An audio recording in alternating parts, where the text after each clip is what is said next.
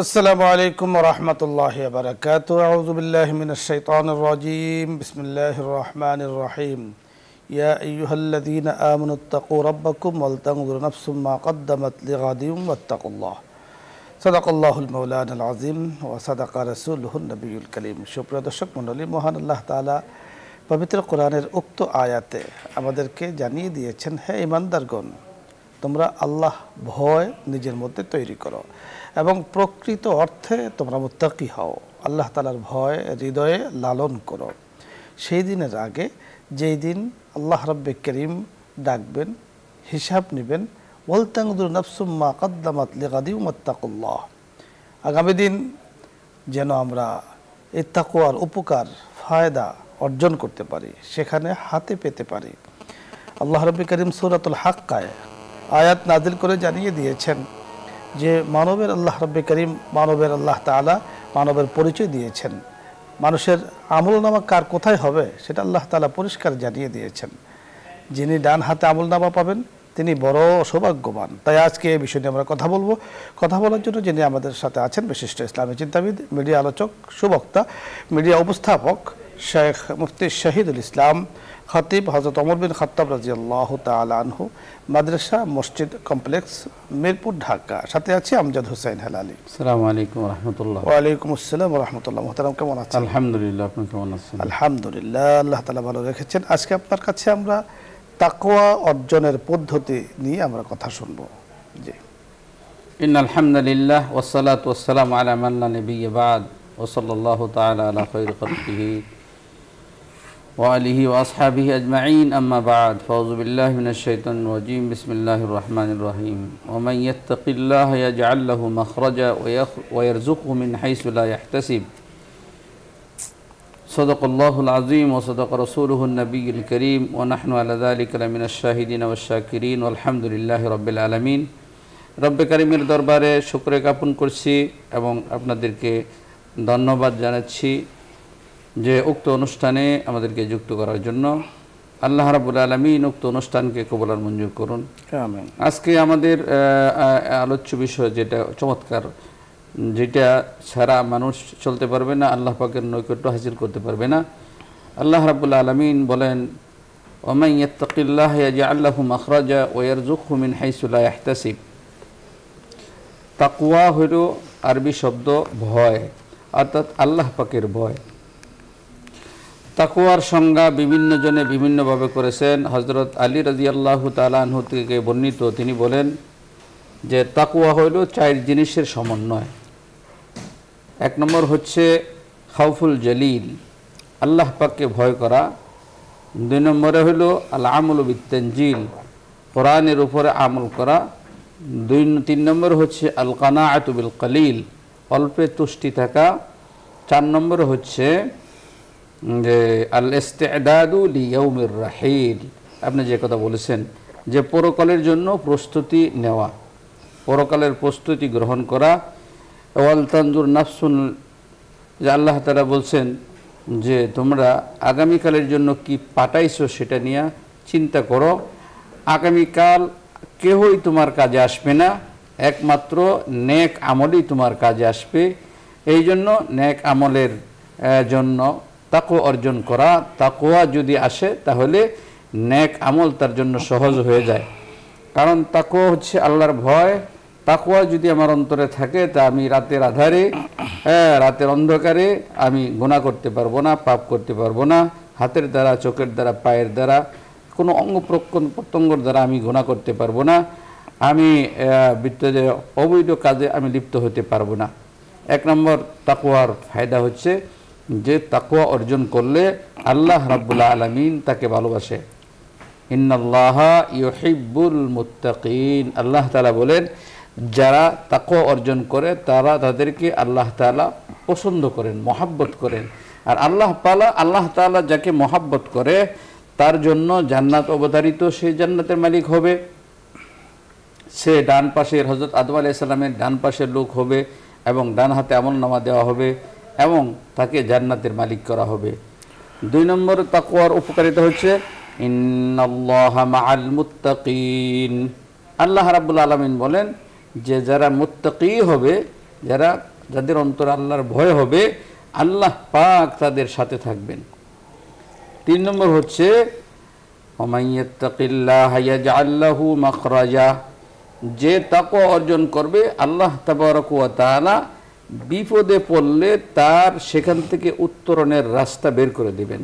যেমন আমরা মূসা আলাইহিস সালাতু ওয়াস সালামের কথা একটা উদাহরণ টানতে পারি। মূসা আলাইহিস সালাতু ওয়াস সালাম যখন বিপদে পড়েছিল, সেই নদী পার হওয়া, সাগর পার হওয়া যখন তার জন্য দুরূহ হয়ে গেছিল, ওইদিকে ফেরাউনের বাহিনী ছিল, তো তাকওয়ার কারণে আল্লাহ রাব্বুল আলামিন তাকে সাগরের মাঝখান দিয়ে রাস্তা করে দিয়েছে। এমনিভাবে হযরত ইব্রাহিম আলাইহিস সালাতু ওয়াস সালাম অগ্নিতে নিক্ষিপ্ত হয়েছে, তখন তাকওয়ার কারণে আল্লাহ তাআলা সেই অগ্নিকে ঠান্ডা করে দিয়েছেন। সুবহানাল্লাহ, অত্যন্ত চমৎকার বলছিলেন। দর্শক মণ্ডলী, আজকে আমরা তাকওয়া নিয়ে কথা বলছিলাম। তাকওয়া শব্দের সংক্ষিপ্ত অর্থ যদি আমরা বুঝি, তা হলো আল্লাহ পাকের ভয়। যিনি আমাকে সৃষ্টি করেছেন, তিনি প্রতিনিয়ত প্রতিটি মুহূর্তে আমাকে দেখছেন, আমার সকল কিছুকে রেকর্ড করছেন এবং আমার খায়ের, আমার জন্য কল্যাণ যা কিছু আছে তার ফয়সালা করছেন। আমি বান্দা হিসাবে, ব্যক্তি হিসেবে, মানুষ হিসাবে আমি আমার জন্য যত ফিকির করি, আমি আমার জন্য যত চিন্তা করি, তার থেকে অনেক বেশি আল্লাহ রাব্বুল কারীম আমার উপরে রাহাম করেন, দয়া করেন। এজন্য আল্লাহ পাকের ভয় যখন একজন মানুষের ভেতরে থাকে, যুবকের ভেতরে থাকে, বয়োবৃদ্ধ মানুষের ভেতরে থাকে, সব ধরনের গুনাহ থেকে সে মুক্ত থাকে। একজন চোর, তার ভেতরে যখন আল্লাহ পাকের ভয় থাকে যে আমার আল্লাহ আমাকে দেখছেন। একজন অপরাধী যখন অপরাধ করতে যায়, তখন সে মনে করছে যে আমাকে আমার আল্লাহ দেখছেন। এছাড়াও আরও বড় থেকে বড় গুনাহ যিনি যুক্ত আছেন, যখন তার ভেতরে এই বিষয়টি আসে যে আমার আল্লাহ আমাকে দেখছেন, আমি কি করছি, জগতের সকল মানুষ ঘুমিয়ে আছে, সকল মানুষ অন্য অবস্থায় আছে, কেউ দেখছে না, কিন্তু আল্লাহ রাব্বে কারীম তো আমাকে দেখছেন। যেদিকে তাকাই সেদিকে আমি রব্বে কারীমকে দেখতে পাই। আমার উপরে আমার আল্লাহ, আমার সব জায়গাতে আমার আল্লাহ আমাকে দেখছেন, সকল কিছুকে অবলোকন করছেন। মনে রাখতে হবে আল্লাহ রাব্বে কারীমের কাছে অন্ধকার আলো, জমিনের উপরে, জমিনের নিচে, আকাশের উপরে, আকাশের নিচে সব কিছু সমান। তিনি সমান তালে সব দেখতে পান। তাই আপনার আমার ভেতরে যখন আল্লাহ তাআলার ভয় চলে আসবে, আল্লাহ পাকের ভয় আমি জাগ্রত করব, তো সব ধরনের অপরাধ থেকে, দুর্নীতি থেকে, গর্হিত কাজ থেকে, খাবারে ভেজাল দেওয়া থেকে, এই ধরনের সিন্ডিকেট থেকে, সব ধরনের অপরাধ থেকে আল্লাহ পাক আমাকে আপনাকে হেফাজত করবেন। আমরা যখন ব্যক্তি হিসেবে ঠিক হয়ে যাব, তো একটি পরিবার, একটি সমাজ, একটি রাষ্ট্র কিন্তু সুন্দর একটি বিষয় উপহার পাবে, সুন্দর একটি রাষ্ট্র উপহার পাবে, সুন্দর একটি পরিবেশ কিন্তু সমাজের, এলাকার, দেশের মানুষ উপহার পাবে। এজন্য তাকওয়ার গুণ, মহৎ গুণ, মহাগুণ অর্জন করা মুসলিমের জন্য অত্যন্ত জরুরি। আল্লাহ রাব্বুল কারীম আমাদেরকে প্রকৃত অর্থে মুত্তাকি হওয়ার তৌফিক দান করেন। আলোচ্য বিষয় নিয়ে আপনাদের যদি কোনো প্রশ্ন থাকে অথবা কোনো মাসলা মাসাইল নিয়ে জানার বিষয় থাকে, আপনি প্রশ্ন করুন, আমরা কথা বলার চেষ্টা করব। প্রথমে যিনি আছেন, আসসালামু আলাইকুম ওয়া রাহমাতুল্লাহ। দর্শক নাম বলে পরিচয় দিয়ে টিভির ভলিউম কমিয়ে প্রশ্ন করুন। আসসালামু আলাইকুম। ওয়া আলাইকুম আসসালাম।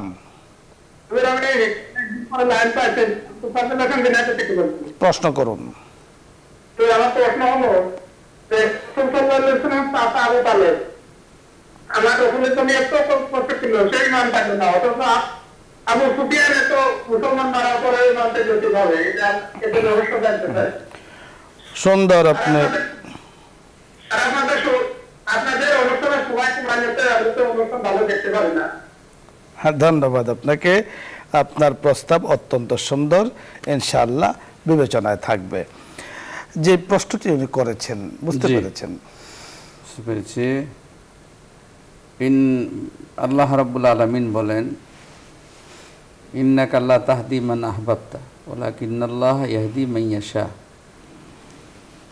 হেদায়েতের চাবিকাঠি হচ্ছে আল্লাহর কাছে। কাকে হেদায়েত দিবে, কখন দেবে, কিভাবে দিবে, সেটা একমাত্র আল্লাহ রাব্বুল আলামিন ছাড়া আর কেউই জানে না। আবু তালেব রাসূলুল্লাহ সাল্লাল্লাহু আলাইহি সাল্লামের বড় হিতাকাঙ্ক্ষী, দুনিয়াতে সবচেয়ে বড় হিতাকাঙ্ক্ষী ছিল, তবু হেদায়েত পায় নাই। এটা আল্লাহ পাকের ইচ্ছা। আবু সুফিয়ান রাদিয়াল্লাহু তাআলা আনহু জিহাদ করার পরেও, মানুষ কতল করার পরেও হেদায়েত পেয়ে গেছেন, সেটাও আল্লাহ পাকের ইচ্ছা।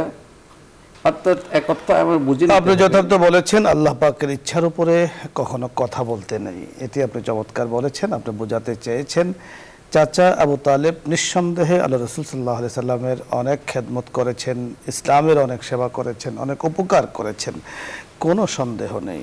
এবং রাসূল আকরাম সাল্লাল্লাহু আলাইহি সাল্লাম ওনার কাছে দাওয়াতও নিয়ে গিয়েছেন, উনি কিন্তু সেটা গ্রহণ করেননি। তো এজন্য আল্লাহ রাব্বি করিম পবিত্র কোরআনে হাকিমে তখন এই আয়াত নাজিল করে জানিয়ে দিয়েছেন যে হেদায়েত অর্থ দুটো, একটা হলো রাস্তা দেখানো, আর একটা হলো গন্তব্যস্থলে পৌঁছানো। রাসূল আকরাম সাল্লাল্লাহু আলাইহি সাল্লামকে আল্লাহ তাআলা হেদায়েতের রাস্তা দেখানোর মালিক বানিয়েছেন সকল নবীকে। আর কে হেদায়েতের উপর আসবে, কে আসবে না, সেটা আল্লাহ পাক নিজের হাতে রেখেছেন। তো চাচা আবু তালেব, ওনার জন্য হেদায়েতের ফয়সালা হয়নি আল্লাহ পাকের পক্ষ থেকে, তাই গ্রহণ করেননি। আর আবু সুফিয়ান রাদিয়াল্লাহু তাআলা আনহু পরবর্তীতে ইসলাম গ্রহণ করেছেন, আল্লাহ পাকের পক্ষ থেকে উনি হেদায়েত প্রাপ্ত হয়েছেন, আল্লাহ তাআলা হেদায়েত দিয়েছেন, সেটা আল্লাহ তাআলারই ফয়সালা। আর সব সময় মনে রাখতে হবে আল্লাহ তাআলা বলেছেন আসা আন তাকরাহু শাইআন ওয়া হুয়া খায়রুল লাকুম। আল্লাহ পাকের কোনো ফয়সালা আমাদের পছন্দ, আমাদের বুঝে না আসলো, সেটা আমাদের জন্য কল্যাণ। আশা করছি আপনি বুঝতে পেরেছেন। চাচা আবু তালেবের জন্য এজন্য জাহান্নামের একেবারে ছোট্ট হালকা লঘু শাস্তি ওনার জন্য হবে, যে আগুনের দুটো স্যান্ডেল ওনাকে পরিয়ে দেওয়া হবে। এ হলো, যেহেতু ইসলামের অনেক উপকার করেছেন, এ হলো সর্বনিম্ন শাস্তি, কিন্তু জান্নাত হবে না, কারণ যেহেতু ঈমান নিয়ে উনি কবরে যেতে পারেননি। পরবর্তী দর্শক, আসসালামু আলাইকুম ওয়া রাহমাতুল্লাহ।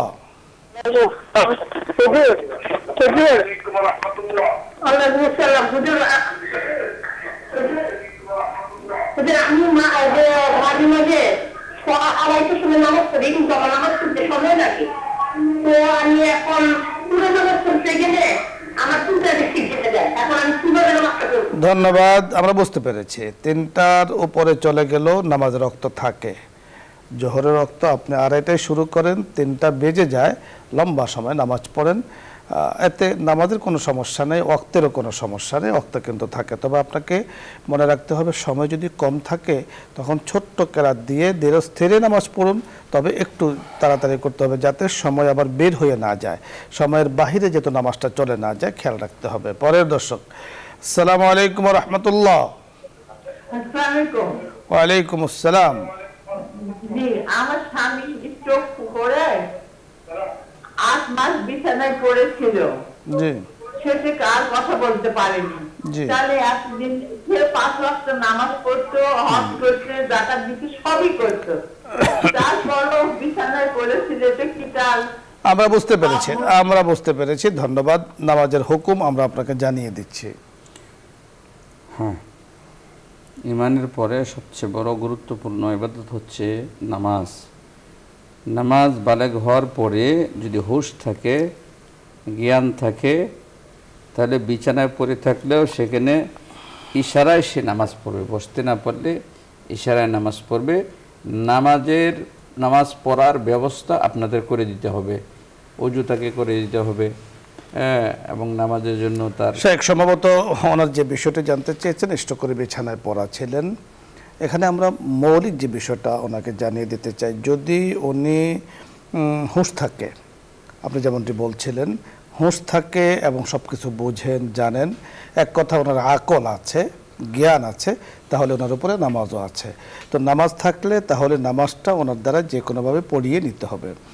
আর যদি ওনার উপরে হুঁশ না থাকে, একেবারে বেহুশ হয়ে বিছানায় 8 মাস পড়েছিলেন, তাহলে একদিন এক রাত্রির উপরে যদি কেউ বেহুশ হয়ে পড়ে থাকে, তার হুঁশ জ্ঞান না থাকে, তাহলে তার উপরে নামাজটাও রহিত হয়ে যায়। তৃতীয় বিষয় হলো যে এখন উনি পড়েননি, আপনারা সেই ব্যবস্থা করেননি, অথবা কোনো সুযোগ হয়নি, সেক্ষেত্রে নামাজের কাফারা দিয়ে দিতে হবে। নামাজের কাফারা প্রত্যেক ওয়াক্তের জন্য একটা সদকায়ে ফিতির।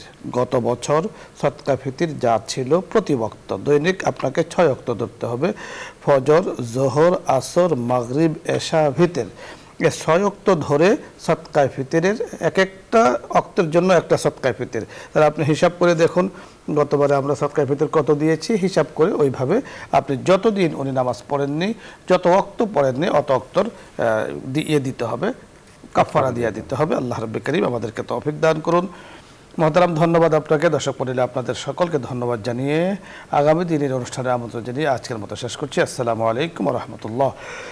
দোয়া হবে, দরুদ ইস্তেগফার পাঠ করি। আল্লাহুম্মা সাল্লি আলা সাইয়্যিদিনা ওয়া নাবিয়্যিনা ওয়া শাফী'িনা ওয়া হাবিবিনা মাওলানা মুহাম্মদ সাল্লাল্লাহু আলাইহি ওয়া আলা আলিহি ওয়া আসহাবিহি ওয়া বারাকা ওয়া সাল্লাম। আস্তাগফিরুল্লাহ রাব্বি মিন কুল্লি যামবিন ওয়া আতুবু ইলাইহি লা হাওলা ওয়া লা কুওয়াতা ইল্লা বিল্লাহিল আলিয়্যিল আযীম। আলহামদুলিল্লাহি রাব্বিল আলামিন। اے الہ العالمین اے بے نیاز، دین و دنیا میں ہمارے کارساز، الہی گر کے دریا اے گناہ ہم، تو میدانے و خود ہستے گواہ ہم، گناہ بے عدد رابار بستم، ہزار بار توبہ شکستم، ربنا ظلمنا أنفسنا وإن لم تغفر لنا وترحمنا لنكونن من الخاسرين। ইয়া আল্লাহ ইয়া করিম, আমরা গুনাহগার বান্দারা আপনার শাহী দরবারে হাত তুলেছি, কোরআন ও সুন্নাহর আলোকে মাসলা মাসাইল আলোচনা করেছি, দরুদ ইস্তেগফার পাঠ করেছি। মেহেরবানি করে আপনি কবুল ও মঞ্জুর করে নেন।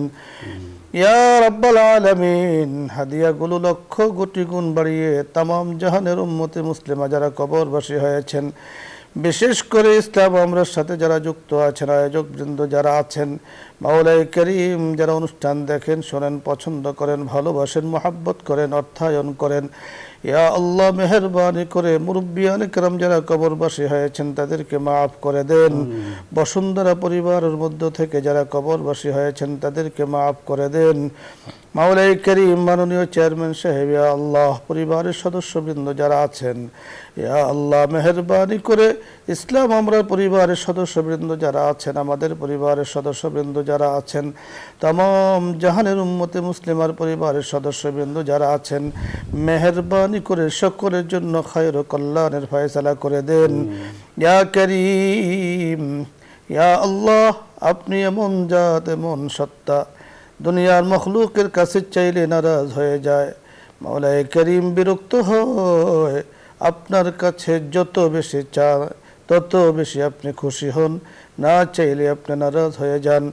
মাওলাই করিমের জন্য বারবার আপনার কাছে বলি, মেহেরবানি করে দেশের জন্য, মানুষের জন্য, বসুন্ধরা পরিবারের জন্য, ইসলাম আমরা পরিবারের জন্য, নিউজ 24-এর জন্য, तमाम জাহানের উম্মতে মুসলিমার পরিবারের জন্য খায়র ও কল্যাণের ফয়সালা করে দেন।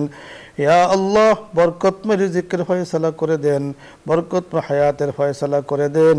মাওলাই করিম অসুস্থ মানুষগুলোকে শেফায়ে কামিলা আজলা দায়েমা কুল্লিয়া দান করেন। كريم السجايا جميل الشيم، كريم السجايا جميل الشيم، نبي الورايا شفيع الأمم। ইয়া আল্লাহ আপনার হাবিবের শাফাআতের ফয়সালা আমাদের সকলের জন্য করে দেন।